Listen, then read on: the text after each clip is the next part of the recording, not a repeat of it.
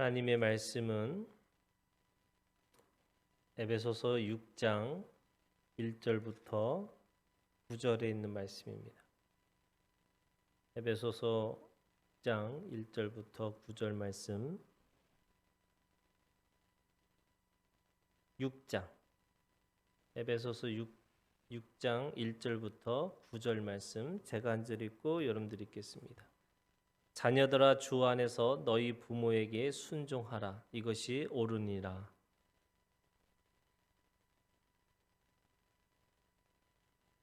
이로써 네가 잘되고 땅에서 장수하리라.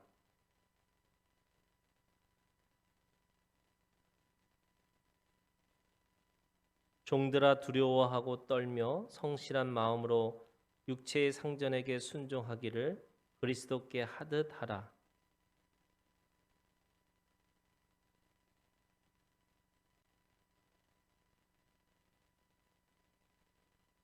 기쁜 마음으로 섬기기를 주께 하듯 하고 사람들에게 하듯 하지 말라.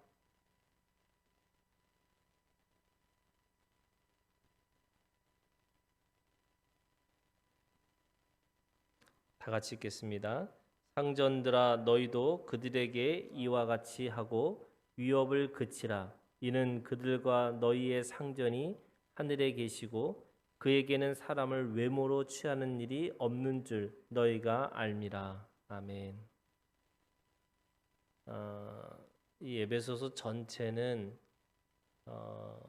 내가 누구이고 그리고 교회란 무엇인가라고 하는 우리의 가지고 있는 정체성에 대한 이야기를 하고 있어요. 우리는 누구냐면 죽음을 이긴 하나님의 자녀라고 이야기하고 있고요. 그렇게 하나님의 자녀이기 때문에 우리에게 주시는 하나님의 놀라운 풍성하고 부유함이 있는데 그것이 관계의 풍성함과 부유함이라는 것이 있다는 거예요. 그래서 우리가 세상에서 부자라는 말은 돈이 많고 또 내가 건강하고 또 다른 사람하고 비교해서 무엇인가 하나를 더 가지고 있다는 것이 아니고요. 성경에서 말하고 있는 하나님의 자녀의 풍성함과 부유함이라는 것은 세상에 알 수도 없고 줄 수도 없는 그 평안 속에서의 관계인 거예요. 생명 관계죠. 우리가 사람들은 그런 거잖아요. 건강하면 건강하지 않는 사람들을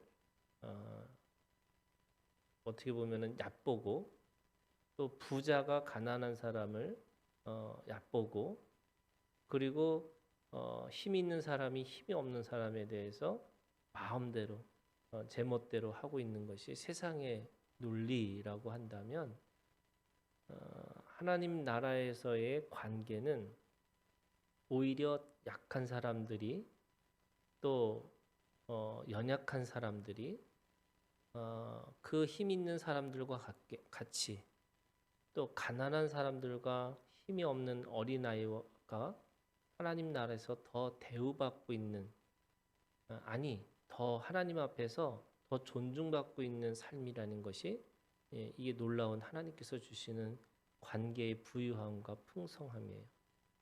오늘 말씀에 보면 두 가지를 얘기해요. 하나는 자녀와 부모 사이, 그리고 5절부터는 종과 상전의 관계를 이야기하고 있는 거죠. 이 부모와 자녀 관계 또는 상전과 종의 관계 속에서 하나님께서 주시는 그 관계의 풍성함과 부유함이 있다는 것을 알라는 거예요. 근데 오늘 이 말씀은 5장 22절에 아내와 남편의 관계도 있다는 거죠. 그러니까 5장 22절부터 아내와 남편의 관계, 6장 1절부터 4절까지 자녀와 부모의 관계, 그리고 6장 5절부터 9절까지의 상전과 종의 관계 이렇게 돼 있어요. 근데 이 전체의 이 말씀을 한마디로 얘기하면 5장 21절에 있는 말씀이에요. 5장 21절에 있는 말씀이 뭐냐면 그리스도를 경외함으로 피차 복종하라는 거예요. 이게 하나님께서 우리에게 주시는 관계의 풍성함과 부유함의 비밀이에요. 자, 어떤 거냐면요. 이 말씀은 2000년 전에 쓰여진 말씀이잖아요. 예수님이 죽으시고 보통 AD 한 50년부터 신약 성경이 쓰여져 있었어요. 그러면 2000년 전에서 관계에서 보면은 아내와 남편은요 좋은 관계를 가질 수 있는 게 아닌 거예요. 무슨 말이냐면 남편은 머리예요.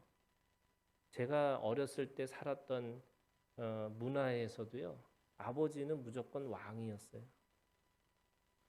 아내는 무조건 그 남편에게 말씀을 그 남편의 뜻을 따라서 살아야 되는 게 운명이었어요. 동시에 자녀와 부모의 관계요. 그것은 그런 거잖아요. 부모에게 무조건 복종해야 돼요. 무조건 복종하지 않으면 우리는 옛날에 이렇게 매를 맞고 살았어요. 지금 애들한테 매 때린다는 건 상상도 못할 거잖아요.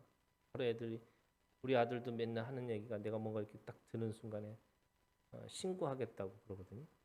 그게 말이 안 돼요. 우리 때는 그게 그냥 부모님의 사랑이라고 생각하고 한 건데 여러분 생각해 보세요. 2000년 전의 이야기예요. 더구나 5절에 보면 종과 상전의 관계가 있어요. 지금은 종이 있나요? 없죠. 그런데 2000년 전에 있었던 그 사회에서도 종과 상전에 있는 관계가 있다는 거죠. 그러면 이게 종과 상전이 없는 이 시대에 우리에게 필요한 게 뭘까? 이게 다 사실은 이 21절에 5장 21절에 그리스도를 경외함으로 피차 복종하라 이거예요. 그러면 아내는 남편에게 복종하는 게 맞는데 어떻게 남편이 아내를 복종해요? 그 당시에는 상상도 못하는 거죠. 여기 말씀이 피차예요. 피차. 그러니까 피차 복종하는 이 관계가 하나님께서 우리에게 주시는 관계의 놀라움이죠. 그러니까 한 뭐 몇백 년 전만 해도 우리 조선시대 말에 실학이라고 해서 이 기독교가 우리나라에 들어왔을 때 제일 놀라웠던 일들이 노예들을 해방시켜 준 거예요. 처음에 기독교인들이 이 말씀을 따라서 우리는 피차 복종하는 거다. 그랬더니 조선시대 때 보면은 이게 근간이 흔들린다고 얘기하는 거죠. 우리가 양반과 쌍놈이 있는 거, 이 노예가 있는 거 그런 건데 어떻게 그거를 피차 복종하느냐 이거였어요. 그 당시만 해도 이 조선 시대만 해도 놀라운 사건인데 이게 2000년 전에 쓰여진 말씀이라는 거죠. 그래서 자녀와 부모의 관계와 종과 상전의 얘기를 하는데 오늘 이 말씀이 이렇게 돼 있어요. 6장 1절에 보세요. 자녀들아 주 안에서 너희 부모에게 순종하라. 여기서 제일 중요한 말씀은요. 주 안에서. In Christ. 예수 그리스도 안에서 자녀들은 부모에게 순종해야 되는 거죠. 그 부모가 때리니까 부모가 힘이 있으니까 부모니까 나를 그냥 돌보는 사람이니까 내가 그 안에서 순종하다 이게 아니고요. 오늘 그리스도를 경외함으로라는 이 5장 21절의 이 말씀과 주 안에서 이 말씀이 뭐냐면 우리에게 하나님께서 주시는 관계는요. 다 예수 그리스도 안에서 보는 거예요. 저하고 권사님, 우리 영광이하고 나하고 이렇게 관계가 있는 게 아니고 예수님이 그 사이에 끼어야지만 그 관계가 온전하고 완전해질 수 있다는 거죠. 그래서 예수님이 그 사이에 있지 않으면 사람들은 뭐 하느냐면 세상은요 힘 있는 사람이 힘 없는 사람을 누르는 거예요.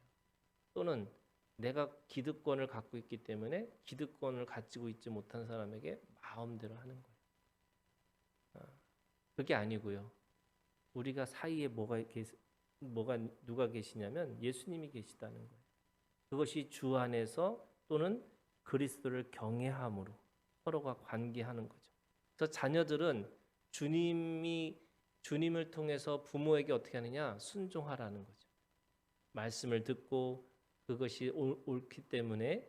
그래서 2절에 이렇게 했어요. 네 아버지와 어머니를 공경하라. 이것은 약속이 있는 첫 계명이다.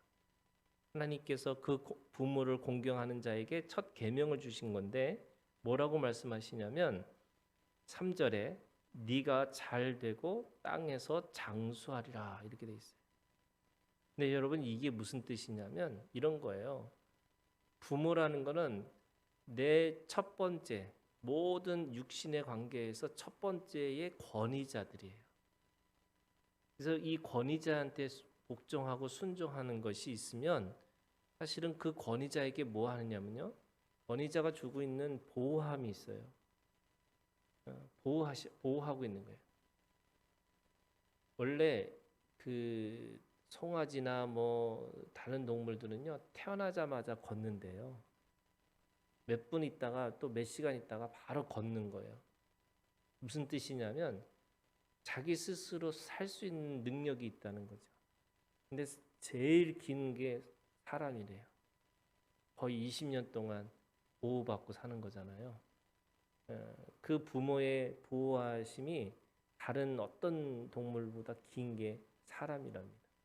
그런데 그 첫 번째의 이 권위자한테 어떻게 하라면 순종하면 그 권위자에게 복종하면 권위자가 주고 있는 보호하심이 있고요. 동시에 그 권위자이기 때문에 권위자가 주고 수 있는 능력이 있다는 거예요. 근데 사람들은 이거를 모르니까 보호하심도 받지 못하고 또 그 권위자가 주고 있는 능력도 자기 것으로 만들지 못하는 거예요.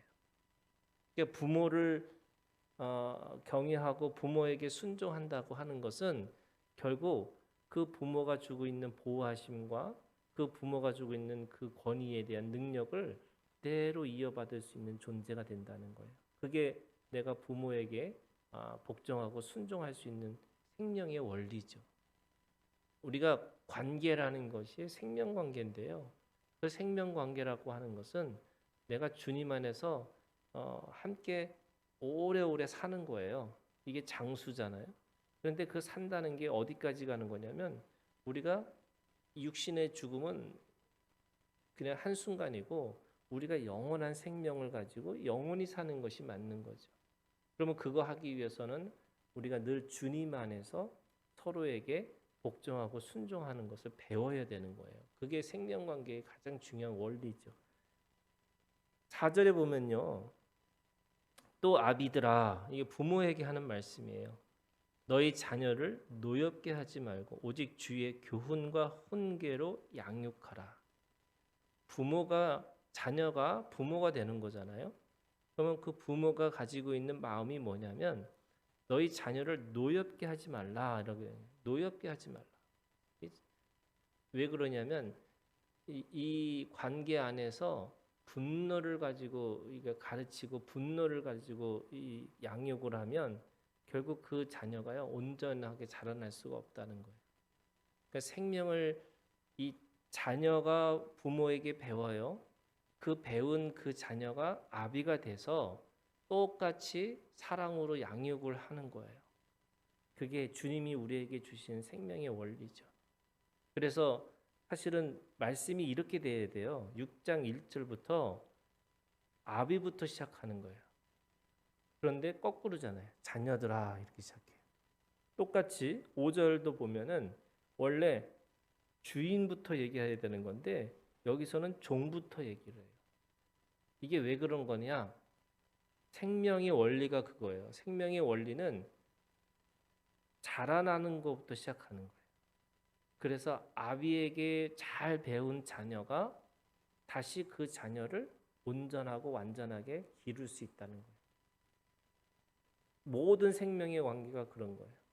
여러분 집을 지을 때 사람들이 집을 지어보지 않은 사람은 지붕부터 그리잖아요. 원래 집을 지을 때는 터가 중요하잖아요. 그러면 터를 먼저 그려야 되는데 집을 지어보지 않은 사람은 지붕부터 그려주는 거예요. 왜요? 그 원리를 모르는 거죠. 똑같아요. 우리가 관계의 원리는 자녀가 돼서 아비가 되는 거예요. 그러면 내가 그 주님 안에서 부모에게 순종한 사람이 이제는 부모가 돼서 그 부모가 어떻게 아이들을 똑같이 주 안에서 그렇게 양육하는 것이 있어야 되는 거죠. 그러면 5절도 마찬가지예요. 종들아, 종에서 주인이 되는 거예요. 우리가 지금은 노예가 없지만 그 당시에는 종의 관계가 있었어요. 그러면 종들아 뭐냐면 두려워하고 떨며 성실한 마음으로 육체의 상전에게 순종하기를 그리스도께 하듯 하라. 여러분 그리스도께 하라 하는 거예요. 그리스도께 하듯 하라는 게 내가 가지고 있는 그 사람의 힘에 밀려서 내가 억지로 하는 게 아니고요. 내가 주님을 어떻게 해요? 사랑하는 거죠. 어떻게 종들이 주인을 사랑하고 해요? 이거는 상상도 못할 일이잖아요. 그냥 이 종의 입장에서는요, 일하는 자예요. 일하는 자이기 때문에 그 주인에게 주인이 조금 딴 데 보면은 좀 쉬려고 하는 거고, 또 주인을 누가 좋아해요? 사람들을 일시키는 사람을 좋아할 리가 없죠. 그런데 오늘 성경에 있는 말씀에 보면은 이 종의 입장에서 뭐 하느냐? 주님 하듯 하라는 거죠. 내가 주님 앞에 일을 하는 거예요. 이 요셉이 그런 거거든요. 요셉이 보디발의 집에 가서 노예로 끌려갔는데 주님 앞에 하다 보니까 나중에 그가 노예가 아니고요. 집사가 돼요. 왜냐하면 집사는요. 노예가 아니에요. 그러니까 지금으로 얘기하면 고용된 사람이 된 거예요. 어떻게 노예가 집사가 될 수 있었을까? 그거는요. 주님께 하듯 하나님 앞에 하듯 그렇게 했기 때문에 그런 거죠. 그러니까 진심으로 했다는 거예요. 진심으로 하라는 거예요. 그러면서 6절에 보세요. 이게 종들의 마음이에요. 눈가림만 하여 눈가림만 하는 거죠. 주인이 있을 때는 열심히 하고 주인이 없을 때는 그냥 어떻게든지 쉬려고 하는 게 종의 마음인데 눈가림만 하여 사람을 기쁘게 하는 자처럼 하지 말고 그리스도의 종들처럼 마음으로 하나님의 뜻을 행하고 기쁜 마음으로 섬기기를 주께 하듯 하고 사람들에게 하듯 하지 말라. 여기서 중요한 거는 눈가림이 하지 말고 마음으로 하라는 거예요. 저도 미국에 있을 때 아르바이트를 하는데 제가 이 말씀을 듣고요. 내가 주인에게 하듯 하지 말고 정말 이 그리스도를 대하듯 내가 해야지 하고 내가 주인인 것처럼 일할 수 있었으면 좋겠다라고 생각하고 갔는데 진짜 8시간 일하는데요. 어떻게든지 주인이 없으면 좀 더 쉬려고 그러고 내 마음이 주인한테 잘 보이면 되지 뭐 주인이 없으니까 너무 편하고 뭐 이런 마음이 계속 드는 거예요. 이게 사람들이 마음이라는 게 그런 마음이라는 거죠. 그러니까 이 말씀을 읽는 이 노예나 이 종들은 사실은 이 말씀 자체가 너무나 획기적인 말씀인 거예요. 네가 그리스도께 하듯 하라는 것이 그리스도를 내가 자유인으로 사랑하는 거거든요. 내가 노예처럼 사랑하는 게 아니에요. 그러면서 8절에 이렇게 얘기해요. 이는 각 사람이 무슨 선을 행하든지 종이나 자유인이나 주께로부터 그대로 받은 줄을 알미라. 종과 자유인이 어떻게 하나가 될 수 있어요. 그런데 종이든지 자유인이든지 상관없다는 거예요. 무슨 말이에요? 종은 자유인처럼 자유인은 종처럼 서로 그런 마음을 가지고 피차 복종하라는 거죠. 그러면서 9절에 상전들아 너희도 그들에게 이와 같이 하고 위협을 그치라. 이는 그들과 너희의 상전이 하늘에 계시고 그에게는 사람을 외모로 취하는 일이 없는 줄 너희가 압니다. 사람을 외모로 취하지 않는다. 이게 뭐예요? 건강하고 건강하지 않고 돈이 있고 돈이 없고 권력이 있고 권력이 없고 이게 아닌 거예요. 그게 외모예요. 사람을 그렇게 외모로 취하지 말라는 거죠. 상전도 어떻게 하라고요? 종을 주께 대하듯 하라는 거예요. 종도 죽게 대하듯하고 상전도 죽게 대하듯하라. 여러분 2000년 전에 이런 말씀이 어떻게 이해가 되겠어요? 그러면서 다시 돌아갈게요. 5장 21절에 보세요. 그리스도를 경외함으로 피차 복종하라. 여러분 우리가 저도 그런가요? 목사도 그렇고 권사, 장로, 뭐 전도사 다 우리 모든 한 사람 한 사람들이 그리스도를 경외함으로 피차 복종하는 관계가 있어야 됩니다. 저는 이게 하나님께서 우리에게 주시는 관계의 놀라움이에요. 관계의 신비예요. 그래서 우리가 하나님 앞에서 그런 마음을 가지고 관계하는 것이 오늘 우리에게 주시는 말씀이고, 여러분 이 말씀 따라서 우리가 피차 복종하는 그런 생명의 관계가 되기를 주님의 이름으로 축원합니다. 우리 주기도문으로 마치겠습니다. 하늘에 계신 우리 아버지여, 이름이 거룩히 여김을 받으시오며 나라가 임하옵시며 뜻이 하늘에서 이루어진 것 같이 땅에서도 이루어지이다.